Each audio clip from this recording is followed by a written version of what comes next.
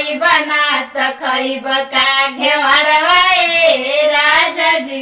कोड़ा बना जुत बकुल खेत कैल परती ऐब कमा के तो पलानी हम उजरती ऐब कमा के तो पलानी हम उजरती।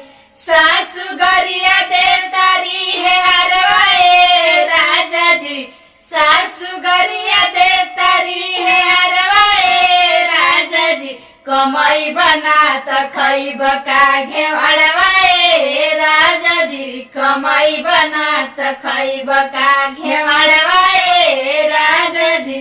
कर्जा लेके पाउच पी के कोर तार नासा हो। कर्जा लेके पाउच पी के कोर तार नासा हो। एने ओने घूमी दिन भर टाइम कैल पास हो। एने ओने घूमी दिन भर टाइम कैल पास हो। कर्जा लेके पाउच पी के कोर तार नासा हो। कर्जा लेके पाउच पी के कोर तार नासा हो। एने ओने घूमी दिन भर टाइम कैल पास हो। एने ओने घूमी दिन भर टाइम कैल पास हो।